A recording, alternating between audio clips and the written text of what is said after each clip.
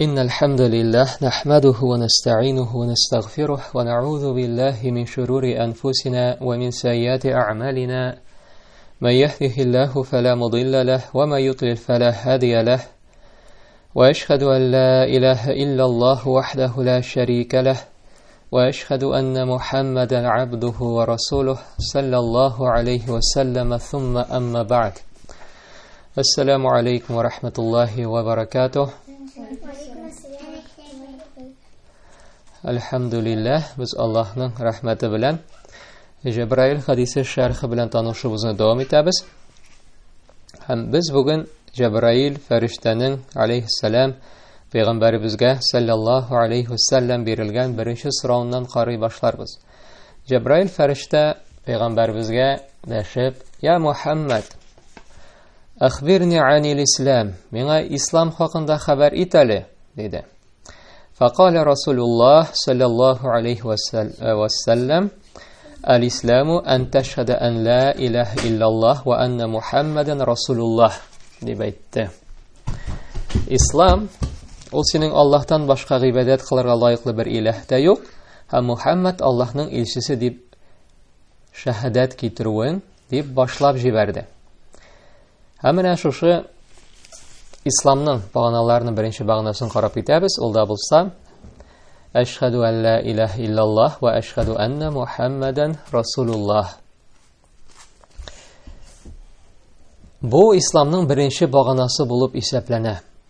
Sen Allah'tan başqa ibadət qılarga layıqlı ilah yox. Həm Muhammed Allah'ın ilçisi deyip tilin bilən eytirgə, həm şunu yürəgin bilən rastlarga tiyir. Əşhədu degen sözünün məqnəsi, min şəhədət getirəm. Yəni, əşhədu ən la ilahe illallah bittik, əşhədu. İxtibar etiniz, Allah'ın ilçisi sallallahu aleyhi ve sellem, İslam, o senin Allah'tan başqa ibadət qılarga layıqlı bir ilah da yox, həm Muhammed Allah'ın ilçisi deyip eytuun, deyip cevap vermeyip, şəhədət getirun, dedi. Şəhədət getirəm, həm eytəm degen sözler arasında bir zor ayırma var. Eytu degen düşünce til bilen eytunugine көз aldında tuta. Sen yüreğin bilen nerseni de bulsa kabul etmezke de mümkünsün, ama tilin bilen kerisini eytesin. Yani tilin eytkenini yüreğin rastlamay. Şehadet getiru ise yüreğin bilen rastlaganını tilin bilen eytunu anlata.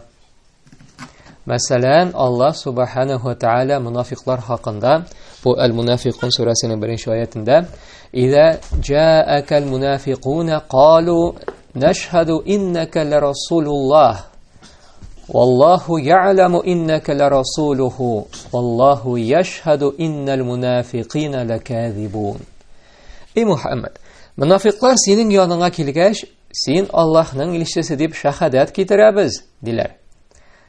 Allah seni anın ilçisi ikenin bile, hem Allah münafiklarının yalğançı ikenliklerine şahadatın kitire deyip eyte.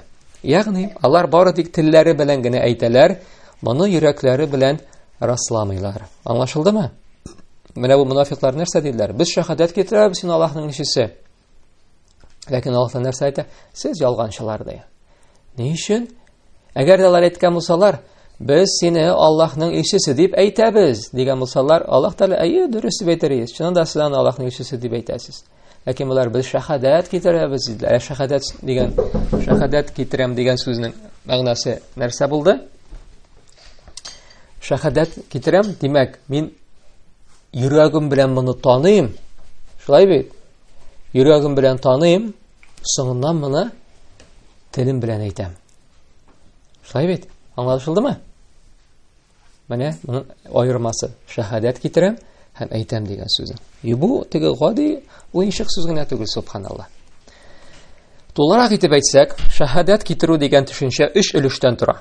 Birincisi inanu, ışanu. Yani sen eytken sözüne ışanasın.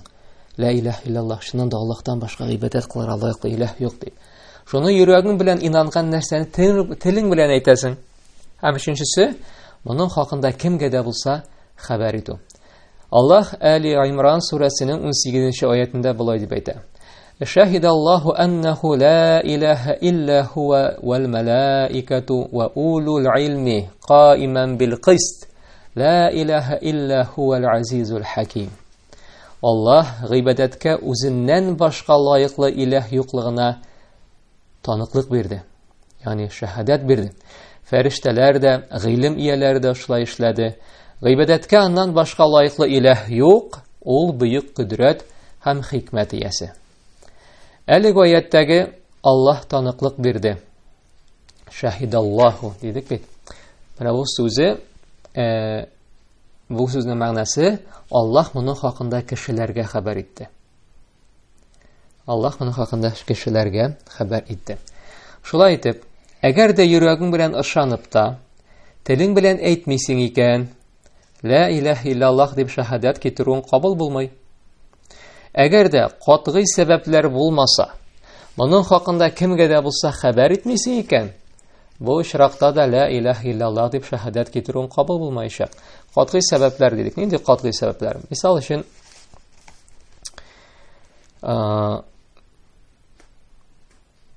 христиан динендә берәү булган ислам динен кабул итә. Ләкин моны һәрбан сәлән әти-әнисенә әйтсә, бу бик зур зыян күрәчәк, мисал өчен. Аны хәтта үтерергә дә мөмкиндер. Мисал, шундый тигәр радикаль айлады. Һәм шуңа күрә бу кеше әйтми, кычкырып теге. Ла илаһа ашһаду ан ла илаһа илля әти-әниләр янында инде. Бер нәрсә әйтми, ләкин шул гыйбадәтләрне кылып йөри, мөселман булып, Аллаһ Тәгалә кушкан гыйбадәтләрне кылып йөри. Ләкин әти-әнисе каршында мәсәлән моны кычкырып әйтми. Сәбәбе бар. Бу очракта моңа аклану бар. Беренче бүген мөселманнар шаһадат дигән төшенчәне шулай дип аңлаттылар. Шуңа күрә дә, менә бигрәк тә, мәсәлән, никах вакытында бит, никах вакытында киләсең никахка, мөселманнар булырга тиешләр бит инде. Әйттерәләр бит инде, мөмкинләр син мөселман микән дә тикшереп китәгә, әле вата җимерә, ла илаһа иллаллаһ дип теге мискеннәр китерәләр инде шаһадатны. Шаһадат китерәм дигән булалар, ләкин буларның шаһадат китерү булды микән? Йөрәкләренә чыкты микән? Аллаһу а'лам. Ләкин әле моның хакында карап китербез әле без. Бу беренче аңлатмый, бу мөселманнар түгел, кая ла илаһа илля баян әйттеләр булар мөселман түгел дип ашыгарга кирәктер, моның хакында без һәр алда карап итәчәкбез. Ла илаһа иллаллаһ сүзләренең мәгънәсе. Улуһия, ягъни гыйбадәтләребездә бер Аллаһны гына берләү, аның рубубиясының бер тармагы булып тора. Ягъни нәрсә? Улуһия нәрсә дигән сүз инде ул? Илаһләштерү. Менә без Аллаһ Тәгаләне өч нәрсәдә берләргә тиеш дидек бит, сөйлибез. Аллаһка иман китердем дип дигән сүзең хак булсын өчен син Аллаһ Тәгаләне өч нәрсәдә бер генә әйтергә тиеш. Беренчесе, аны бердән-бер Раббы дип танырга тиеш. Рубубия диләр. Раббы, ягъни ул гына юктан бар итүче, ул гына барлык җиһаннар белән, бар нәрсә белән дә идарә итүче. Менә җир йөзендә нәрсә генә булмасын, нәрсә генә селкенмәсен, нәрсә генә күтәрелмәсен, нәрсә генә төшмәсен, буларның барысының да хуҗасы Аллаһ Тәгалә юктан бар иткән һәм буларның барысы белән Аллаһ Тәгалә идарә итә. Синең белән күзләреңне селкетеп алуыңда, синең колагыңны селкетеп алуыңда, синең чәч бөртегең төшеп китүендә, яңгырда һәм башкалар. Менә бу рубубия, ягъни Аллаһ Тәгаләне барлыкка китерүдә һәм бар нәрсә белән дә идарә итүдә без бердән-бер дип, ягъни бүтән берү дә юк, аның бернинди ярдәмчесе юк, ул үзе генә, машалла. Һәм аннан соң Аллаһны менә шуны таныгач, димәк, бар нәрсәне дә Аллаһ гына барлыкка китергән икән. Бар нәрсә белән дә Аллаһ гына идарә итә икән. Шулай булгач, бу инде үзеннән үзе сине нәрсәгә этәрә? Димәк, Аллаһ Тәгалә генә лаеклы икән бит. Аны гына бөекләргә, аны гына яратырга, хөрмәтләргә, һәм менә шушы әйберләрне ул үзе генә башкара икән.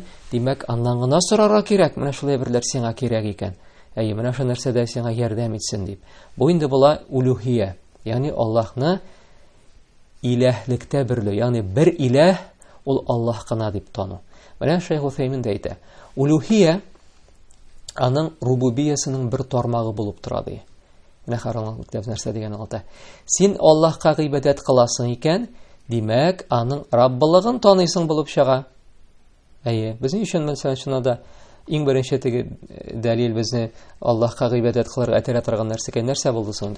Чөнки Аллаһ Тәгаләне без таныдык. Шуңа Аллаһ Тәгалә бар. Аллаһ Тәгалә бар нәрсә белән идарә итә. Шулай булгач, без Аллаһ Тәгаләне биекләргә тиеш. Чөнки гыйбадәт кылына торган зат һичшиксез Раббы булырга тиеш. Менә аңлатып битне, шулай бит. Хакыйкый булган Раббы, ул хакыйкый булган Илаһ. Ягъни хуҗа, барлыкка китерүче, бар нәрсә белән дә итәрә итүче. Менә шуңа күрә дә без аңа гыйбадәт кылабыз инде. Менә шул зат кына гыйбадәт кылырга лаеклы бердән-бер чын Илаһ була инде. Кем соң ул Илаһ? Менә без Илаһ дибез бит. Божество русча әйтсәк. Ул мәхәббәт аша бөекләп, зурлап гыйбадәт кылына торган зат. Ягъни маъбуд иләр маъбуд. Әлеге сүзне нәкъ менә шулай итеп аңларга кирәк. Ягъни Илаһ ул мәхәббәт аша бөекләп, зур тот, кому поклоняется с любовью и возвеличиванием. Русча әйтсәк. Шулай ук Илаһ тулы, камил сифатларга да ия булырга тиеш. Шуңа күрә дә Аллаһның кайбер сифатларын инкар итүчеләрнең гыйбадәтләрендә зур кимчелек барлыгын күрергә була.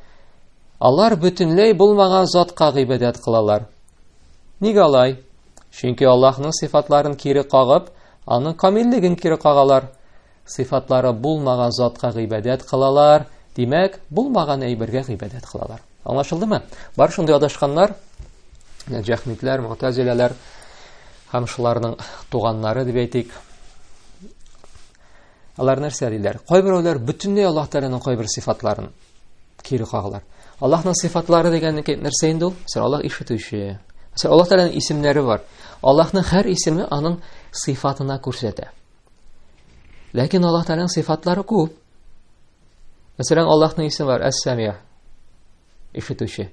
Аллаһ Тәгалә ишетүче, моның исеме һәм аның сифаты да бар, ягъни качество, атрибут, ул ишетә. Аллаһ күрүче, аның исеме бар, Әл-Басир, һәм ул күрә.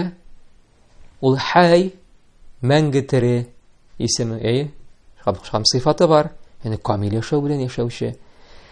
Һәм Менә шейх та әйтте, димәк, Илаһ ул шул тулы камил сифатларга да ия булырга. Кайберәүләр моны инкар итә. Кемнәрдер әйтә? Әйе, Аллаһ Тәгалә Әс-Сәмиъ, ләкин нәрсә соң Әс-Сәмиъ? Ул син, мин, я, айн, менә шул хәрефләр генә, Сәмиъ. Ягъни бер нәрсә дә аңлатмый. Кайберәүләр әйтә, әйе, Аллаһ Тәгалә ишетә. Әйе, исем бар инде ишетә дигән, ләкин ул ишетми. Ни өчен ишетмәйдләр? Әгәр без Аллаһ Тәгаләне ишетә дисәк, менә без бит кешеләр дә ишетәбез. Димәк, без Аллаһ Тәгаләне үзебезгә тиңләдек булып чыга, үзебезгә ошаттык булып чыга дип, субхан үзләренең философияларын кушып, үзләренең менә шушы ялган үзләрен Илаһне үзләре белән чагыштырдылар да, булай ярамый, алайса без кешегә ошаткан булабыз дип әйтәләр, һәм тулаем инкар итәләр шулай Аллаһ Тәгаләнең әлеге сифат. Әһлү сунна вал җамаа, алар Куръанда һәм сүннәттә нинди генә сифат, исем сифат килмәсен, барысында расыйлар. Ничек итеп? Аллаһка хас булган рәвештә дип.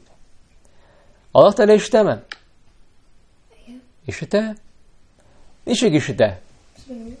Аллаһу алам, үзенә хас булган рәвештә, камил рәвештә ишетә. Шулай бит. Башка берәү Аллаһны ишеткәнен. Чөнки Аллаһ Тәгалә үзе әйтә Куръанда, субханаллаһ, пәйгамбәрбез, без өчен инкар итәләр. Ләкин Аллаһ ишетә дигәндә, без аны аның мәхлукатлары белән бер дә чагыштырмыйбыз. Шулай бит. Шулай башка сифатларында Аллаһ Тәгалә күктә, югарыда, ничек ул күктә, югарыда, үзе аслаганча, арш истәвә. Шулай бит Аллаһ Тәгалә төннең соңгы 3-нче өлешендә беренче күккә төшә. Ничек төшә? Аллаһу алам, ничек төшә, белмибез. Ничек белми, нигә белмибез? Чөнки без аны күрмәдек. Ул үзе дә моны аңлатып бирмәде безгә, мин менә шулай төшәм. Ләкин ул әйтте, без моңа ышанабыз. Һәм ничек дигән сораусыз без моңа ышанабыз. Ничек төшә?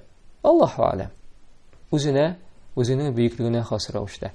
Кайберәүләр моны инкар итә. Юк инде, ничек инде бу логикага туры килмәгәр, Аллаһ Тәгалә төшә икән дип, аның андагы урыны буш калганда кем утырып калачак, алайса тегесе монсы дип, субханаллаһ, пәйгамбәрбез дә, сахабалар да бирмәгән сорауларны биреп, инкар итеп, адашып киттеләр һәм адаштыралар.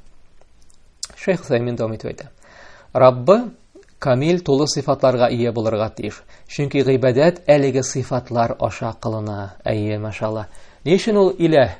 Менә без гыйбадәт кыла торгалык. Чөнки аның камил сыйфатлары булганга күрә, субханалла, ул әл-хай, ул мәңге тере, яшәешне барлап торучы, аны йокым сорау да алмый, ул йокламый, ул бер кайчан да үлмәй, аның һәр нәрсәгә дә көдрәт җитә, ул һәр нәрсәне күрә, һәр нәрсәне ишетүче, ул гафу итүче, кичерүче, гөнаһларны бөтенләй сызбатучы, субханалла. Ул әл-халим, тотанаклы, син гөнаһ кылды икән, сине шул ук мизгелдә җәзаламый. Ул ситтир, шулай яшерүче, менә шуларны, менә шул сыйфатлар, менә шундый илаһи сыйфатлар булганга күрә бит без аңа гыйбадәт кылабыз, субханалла. Шуңа күрә без аны яратабыз, шуңа күрә без аны биеклибез. Хәтта менә бу тормышта да, әгәр ниндидер бер кеше бар икән, ул шундый әйбәт, ул ярдәмчел, ул рәхимле, ул мәрхәмәтле, ул гел сине тыңлый, ул сиңа ярдәм итә. Менә шундый сыйфатлар белән сыйфатланган кеше без аны яратабызмы? Яратабыз. Шулай бит, ни өчен? Чөнки субхан кара, нинди сыйфатлар туплаган бу үзендә. Машалла. Кемдер мәсәлән сине ишетми дә, сине күрми дә, сиңа ярдәм дә итми, рәхимле дә түгел, мәрхәмәтле дә түгел, тупас фәлән. Син яратачаксыңмы? Яратмыйсың. Ни өчен? Чөнки аның бер нинди сыйфатлар юк, субханалланы яхшы яктан сыйфатлап була ала торган. Аллаһ субханаһу ва тааля булай дип әйтә: "Валиллахил асмаул хусна фад'ууху биха." Аллаһның гүзәл исемнәре бар. Аңа шул исемнәре аша дуа кылыгыз ди. Ягъни дәшегез ди. Бу Әл-Ағраф сурәсе 180-нче аят. Ягъни ни дә булса телисез икән, аңа әлеге исемнәр аша гыйбадәт кылыгыз, якынайыгыз, шулар аша аңа дуа белән дәшегез.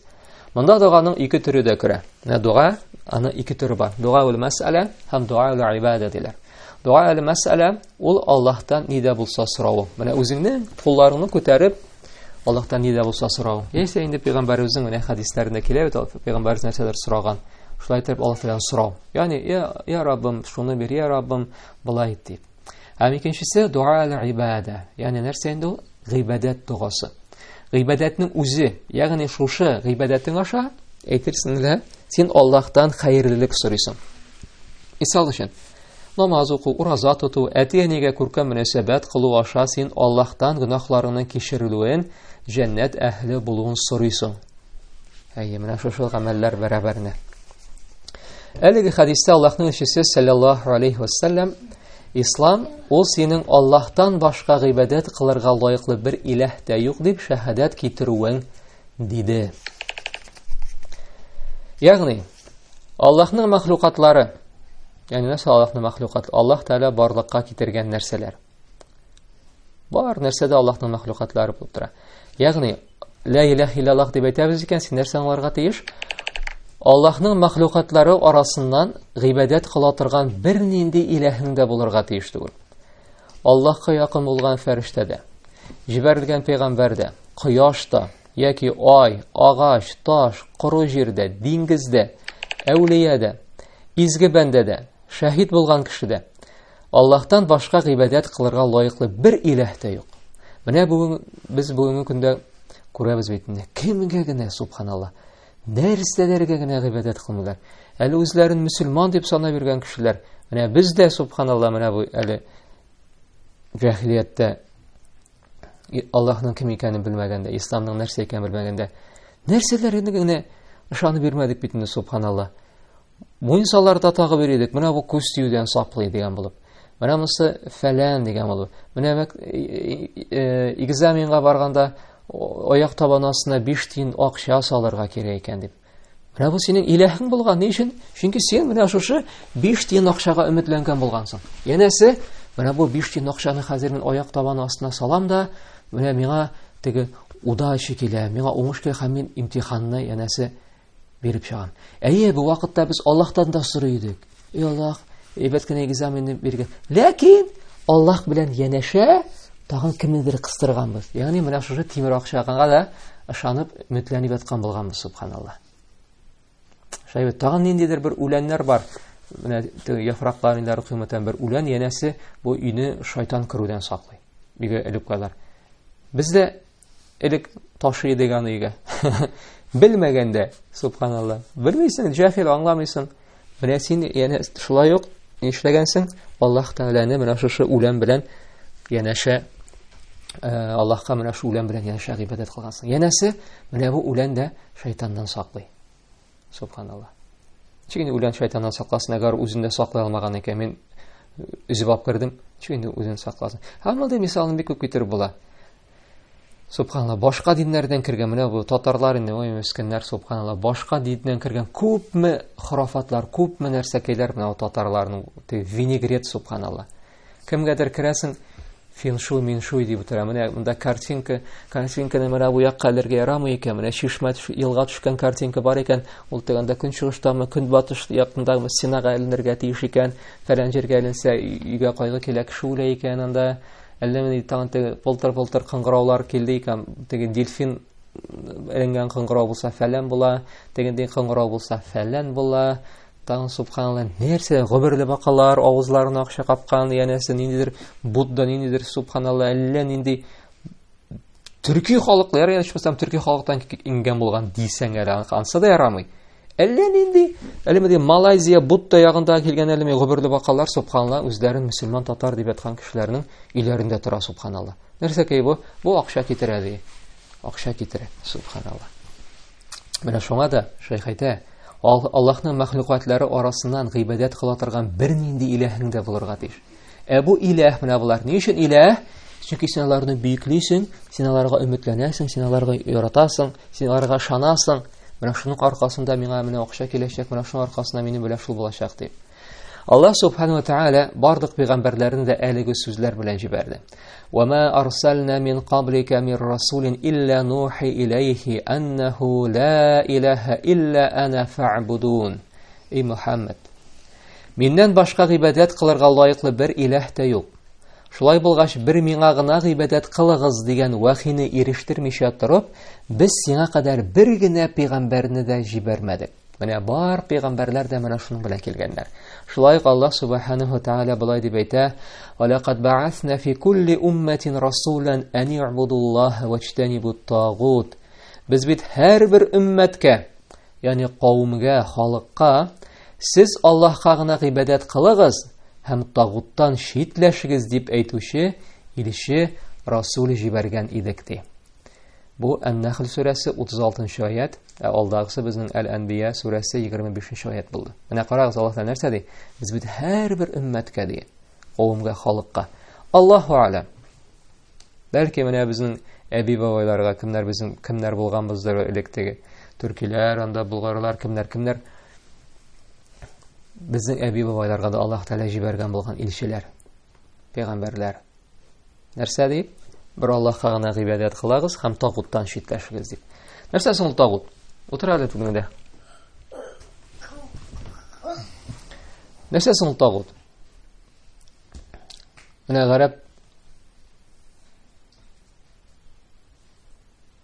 гарәп телендә тагут бу әт-тугъян дигән сүздән төрләнеп ясалган. Узгы? Тагут дигән сүз әт-тугъян дигән сүздән төрләнеп ясалган. Әт-тугъян ул үтәргә ярамаган шиктән үтүне аңлата. Ислам динендә әт-тугъян дип гыйбадәт өлкәсендә үтәргә тиеш булмаган шиктән үтүгә, ягъни Аллаһка гына тиешле гыйбадәтне башкаларга юнәлтүгә, ягъни багышлауга әйтелә. Шуңа күрә Аллаһтан башкага гыйбадәт исә гыйбадәтнең кайбер төрләре багышлана торган булса, ул нәрсәгә әт-тагут дип әйтелә. Менә шуңа да Аллаһ Тәгалә әйтә: "Ан ябудуллаһа ваҗтанибут тагут." Аллаһка гына гыйбадәт кылыгыз һәм тагуттан шитләшегез ди. Әгәр дә, ягъни ширктән ярак булыгыз.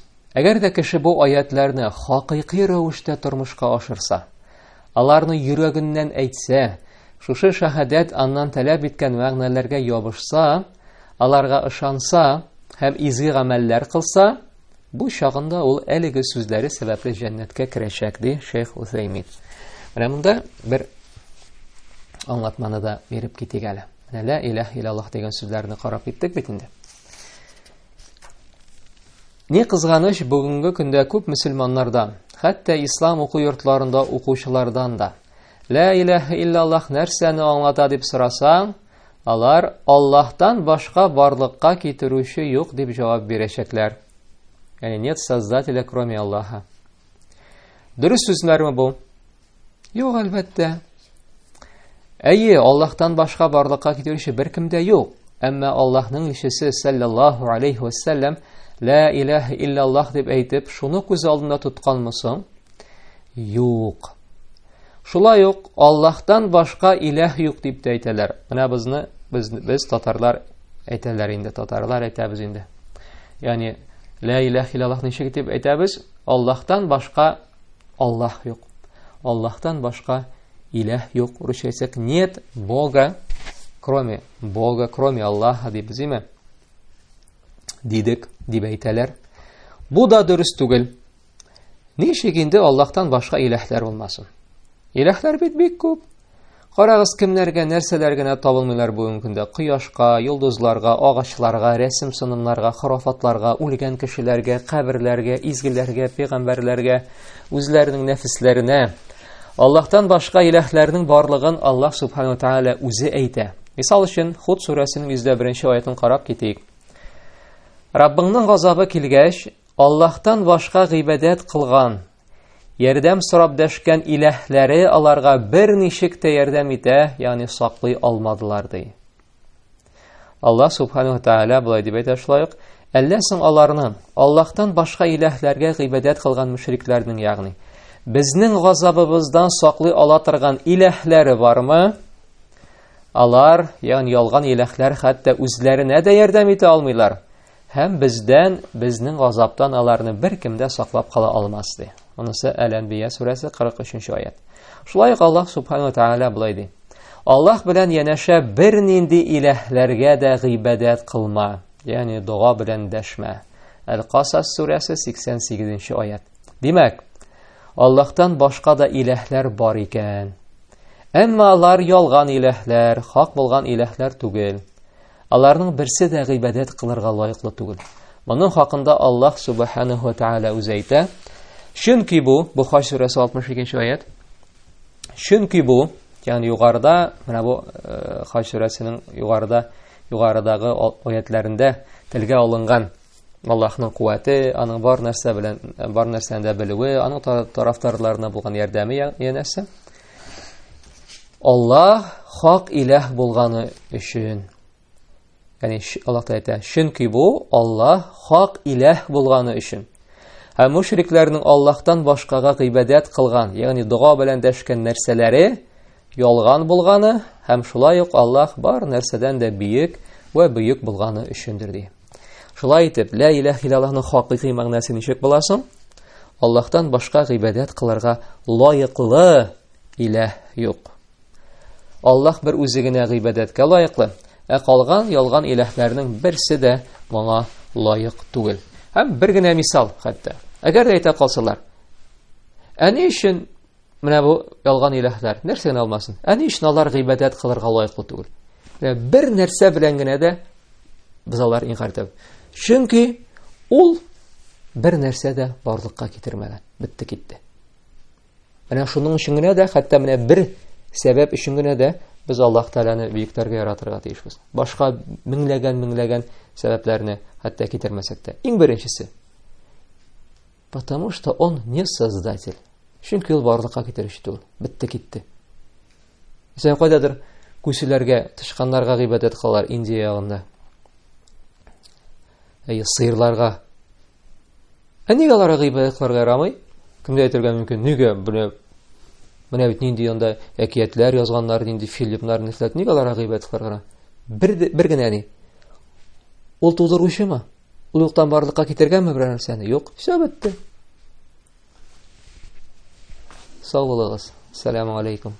Бетте, менә шуңа күрә дә алар лаек түгел гыйбадәт кылырга. Шейх Утсаймин дәвам итә. Аллаһ ул бөек халык кылучы Раббыбызның исемнәреннән берсе. Әлеге исем кешеләргә карата бер кемгә дә кулланылмый торган исем булып тора. Мисал өчен, Аллаһның Ар-Рахим исеме бар. Әлеге исемне сыйфат буларак кешеләргә карата кулланып буламы?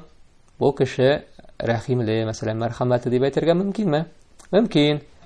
Әлбәттә, аның мәрхәмәте белән Аллаһның мәрхәмәте арасында бер нинди дә уртаклык юк.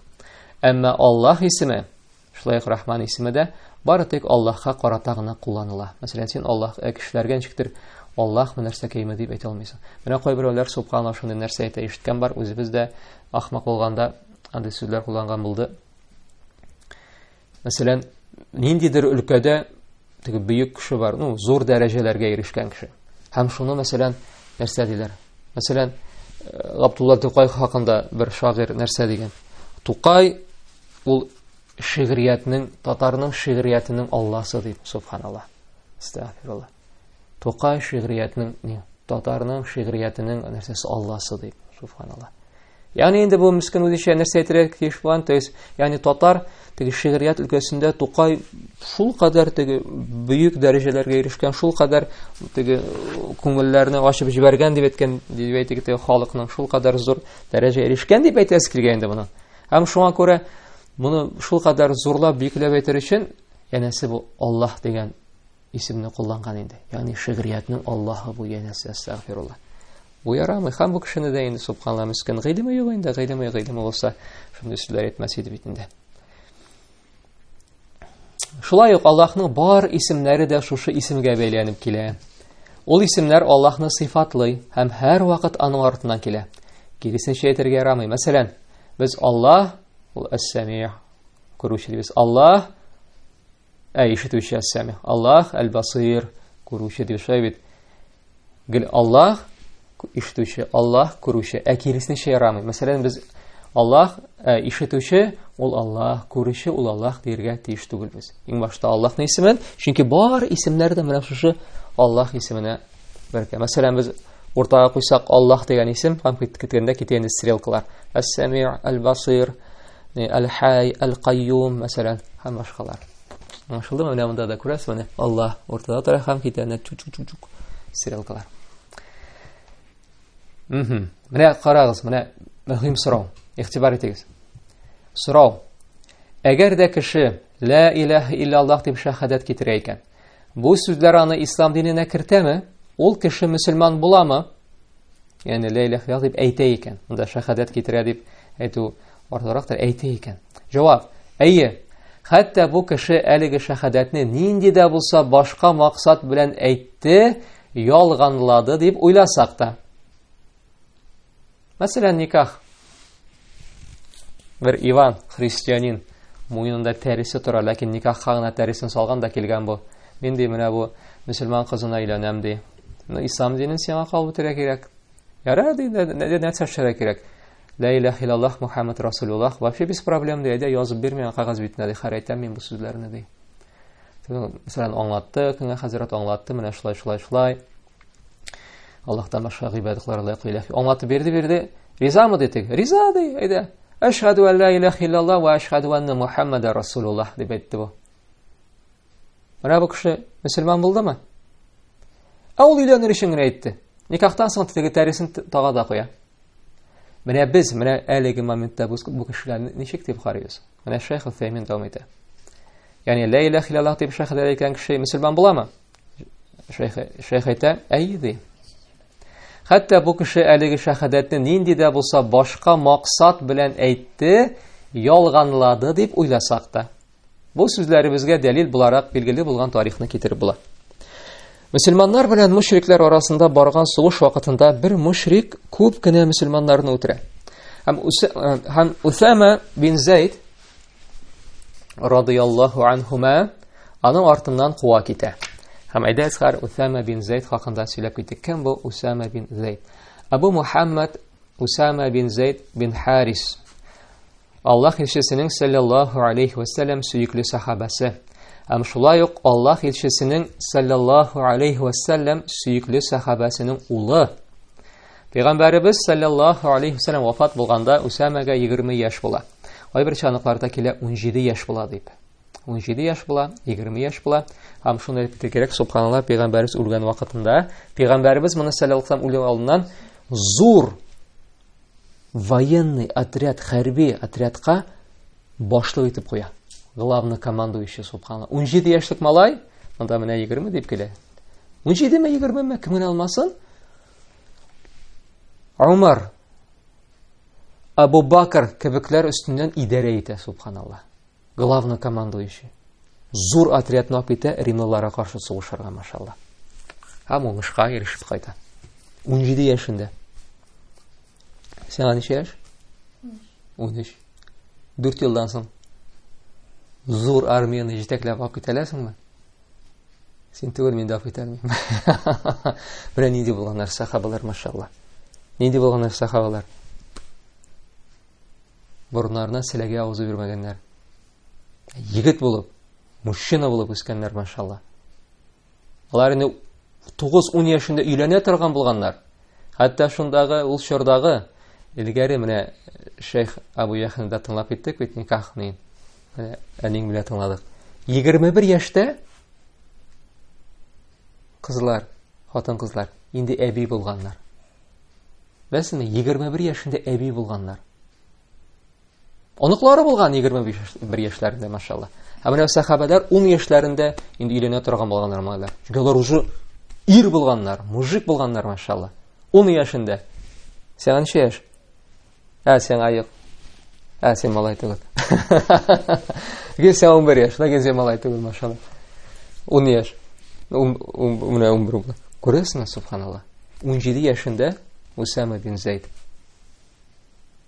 Бәле нинди бөек сахабаларның җитәкче булып армияны алып китә, субханалла. Ул әйтә, менә монда барабыз, слушайся, повинуйсызлар, Абу Бакр һәм Усман. Әйтә, эй, Умар, тегендә барып басасың. Эй, Абу Бакр, син тегендә барып басасың. 17 яшьлек малай, субханалла. Тегеләр слушаемся и повинуемся. Ни өчен? Чөнки әмир. Машалла. Усама ибн Зейд. Пәйгамбәрбез вафат булганда Усамага 20 яшь була дип белә. 17 яшь, Аллаһу алам. Усман бин Аффанның радиллаһу анһу үлеменнән соң Усама бин Зейд фитнәләрдән качарга теләп, кешеләрдән аерыла. Ягъни кешеләрдән аерылып, үзе генә ялгыз гына китеп, үзе генә яши башлый. Һиҗри исәп белән 54-нче елда Муавия радиллаһу анһу хакимлек иткән чорда вафат була. Радиллаһу анһу. Һәм менә шунда аның әтисен дә искә алып китик әле, чөнки без әйтеп киттек бит, ул менә бу Усама бин Зейд пәйгамбәребезнең яраткан сахабасы була һәм әтисен дә ярата торган була. Әтисе дә аның сөйкле кеше була, пәйгамбәр. Кем була соң? Усама бин Зейдның әтисе хакында хәбәр биреп китү урынлы булыр. Абу Усама Зейд бин Харис бин Шарахил аль-Кa'би. Бу куллыктан иреккә җибәрелгән Аллаһ елчесенең саллаллаһу алейхи ва саллям сөйкле сахабасы. Исламга кадәр булган чорда әсирлеккә эләгә, шуннан соң Хаким бин Хизам аны куллар базарыннан апасы Хадиджа бин Хуайлид өчен сатып ала.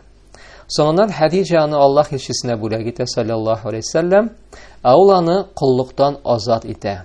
Зейд бин Харис Мәккәдә ислам динен беренчеләрдән булып кабул итүчеләрдән була. Ягъни кул кешеләрдән иң беренче Зейд бин Харис ислам динен кабул итә. Һәм менә карагыз, һәм Зейд Коръәндә исеме турыдан-туры искә алынган бердән-бер сахаба. Бу Әл-Ахзаб сүрәсе 37-нче аят.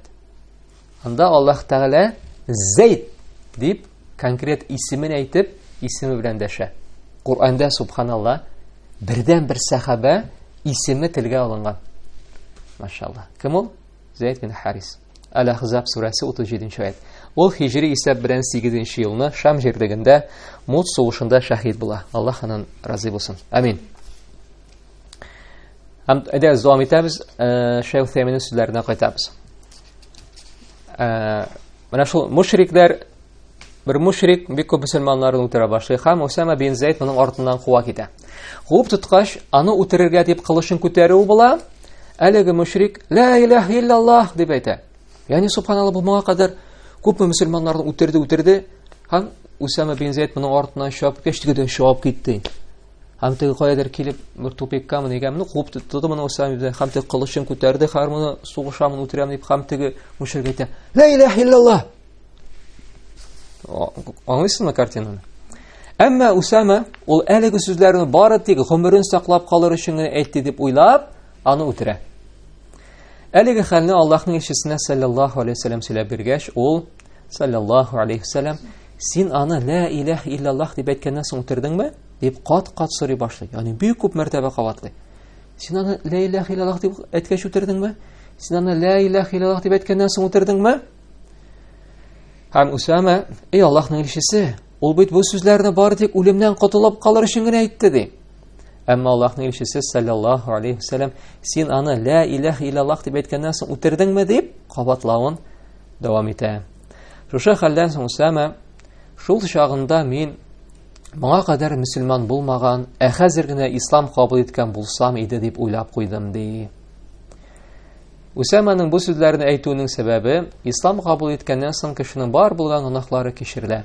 Шушы гамәле өчен ул бик нык кайгырган, нинди зур гынаһ кылганын аңлаган. Һәм башка бер риваятләрдә дә килә, менә шундый хәлләр булганнан соң пәйгамбәрбез нишә дип әйтә торган, сез аның әллә йөрәген ачып карадыңмы әллә?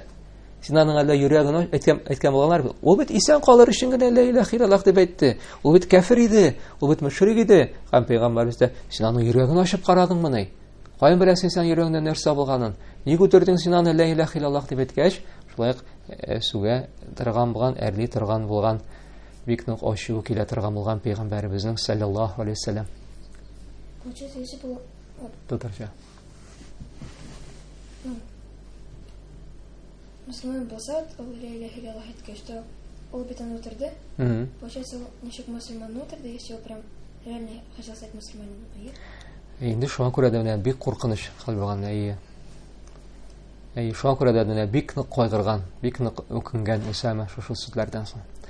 Дәвам итеп әйтә Шейх Усаймин, дәвам итеп әйтә рахимахуллаһ. Әгәр кеше ла илаха илляллах дип әйтте икән, ялганлап, җанын саклап калыр өчен генә әйтте дип уйласак та, без хөкемне тышкы билгеләргә карап чыгарырга тиеш, галимнәребез шулай дип әйтә. Менә монда шуны әйтеп үтәргә кирәк. Ла илаха илляллах дип әйтте икән, все. Тышкы яктан без аны мөселман дип саныйбыз, мөселман кебек мөгамәлә кырабыз. Ләкин Аллаһ Тәгалә бит шунлыкны белә. Менә моның йөрәгенә керүче инде, ул Аллаһ Тәгалә, все моны Аллаһ Тәгаләгә калдырабыз. Кемнәрдер субхана менә шундый адашкан төркемнәр дә бар, тәкфиристләр, тәкфир чыгаручылар, менә бу харижилар һәм башкалар. Мәсәлән, кеше әйтә, ла илаха илляллах, як син мөселман түгел, син фәлән дип субхана үтерәләр, шататлар интеләр. Субханаллах. Нәрсә ди менә пәйгамбер саллаллаһу алейһи ва саллям? Син йөрәгенә ачып карадыңмы? Менә без мөселманнар, без ни өчен килдек бу тормышта яшибез? Аллаһ Тәгалә безне ни өчен яратты? Аңа гыйбадәт кылыр өчен. Ва ма халатул джинна вал инса илля ли'будун. Аллаһ Тәгалә бер җирдә әйтәме? Эй кешеләр, сез кешеләрнең йөрәкләренә кирип, ул кафирме, ул мөселманмы икәнлекләрен тикшерер өчен мин сезне барлыкка китердем димме? Юк, субхан, шабга синең эшең гыйбадәт кыл һәм исламга чакыр. Кешеләрне, ой бу исламнан чыкты, ой бу кафир, ой бу мөселман түгел дип экзаменация узыр бирмә. Әйе, ул кеше, ялганлап әйткәндер. Әйе, бу тормышта ул котылды. Әйе, без аны мөселман дип ниттек, мөселман кебек мөгамәлә кырабыз. Все булды, җитте. Аллаһ Тәгалә аның белән хисабын кылачак.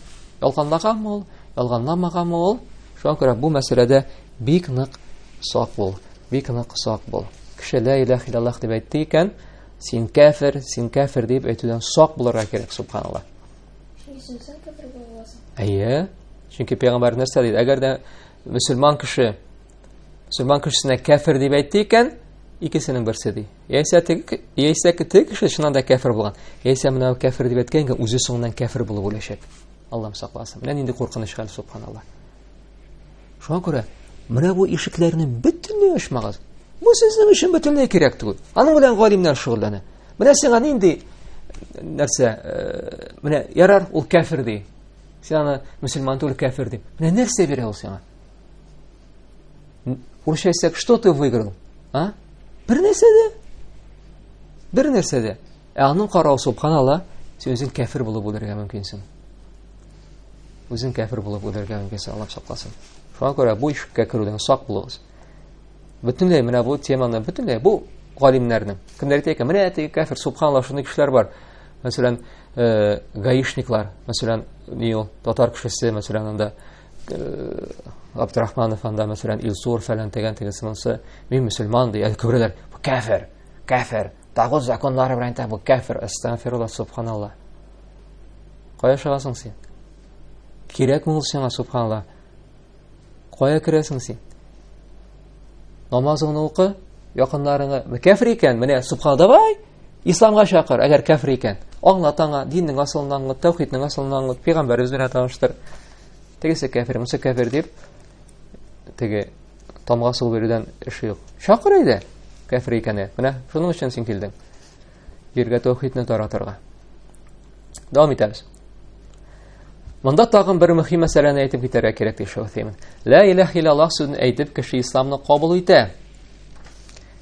Әмма соңыннан Мухаммад Аллаһның илчесе дип әйтми икән, аның бу әйткән шәһадәте генә җитмәячәк.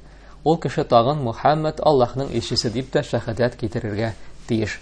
Аллаһның илчесе саллаллаһу алейхи ва саллям бу дөньяда кемнең соңгы сүзләре булып ла илаһа иллаллаһ булды, ул кеше җәннәткә керер ди. Аллаһ безне дә һәм сезне дә җәннәт әһелләреннән кылсын. Амин. Рәве кыскача гына ла илаһа иллаллаһ хакында булды. Монда шираттагы тема Мухаммад Аллаһның илчесе сүзләренең мәгънәсе. Без аны иншалла киләсе дәрескә калдырырбыз. Чөнки хәзер ярты нидә тукталып калачагыз бүленәбез. Матур булмаячак. Мухаммад Аллаһның илчесе сүзләренең мәгънәсе хакында карап китербез киләсе дәресебездә иншалла. Иртәгә безнең иншалла сира дәресе була. Якынча шушы вакытта 19:23-ләрдә Пәйгамбәребезнең саллаллаһу алейхи ва саллям тормыш юлы һәм инде без кызык җирләргә килеп җиттек. Инде җирләргә ул да булса Пәйгамбәребезгә вахи иңә башлаган. Пәйгамбәребезнең пәйгамбәр булган вакытына иншалла. Иртәгә менә шуны карап китәрбез Аллаһ Тәгалә җиңел әйтсә. Джазакумуллаху хайран, субханакаллахумма ва бихамдик, ашһаду ан ла илаха илля астагфирука ва атубу илейк. Тагын бер әйтеп китәсем, безнең менә Җәбраил хадисе язмалары, иман нигезләре дигән каналга куелып барачак язмалар. Аллаһ Тәгалә җиңел әйтсә, бүген менә беренче һәм икенче язмалы куелачак. Шуңа күрә иман нигезләре дигән каналга язылмагансыз икән, анда язылырсыз. Без шушы группага хәзер аны сылтаманы куячакбыз иншалла. Һәм менә мондагы язмалар менә шунда куелып барылачак. Анда шулай иман нигезләрендә безнең иман нигезләре дигән хезмәт языртылган Аллаһның иманның 6 баганасы хакында. Аны да тыңлагыз, аңа танышыгыз. Шулай ук ла илаһа иллаллаһның тәүхиднең өстенлекләре хакында 33 дәлил, Җәннәт бәясе дигән китапны карап киттек. Аның белән дә менә танышыгыз, бик файдалы мәгълүматлар һәм менә шушы Җәбраил хадисе дә менә шушы каналда булачак. Чөнки бу да иман хакында, ислам хакында, шуннан танышып китерсез иншааллаһ. Ассаламу алейкум ва рахматуллахи ва баракатуһ.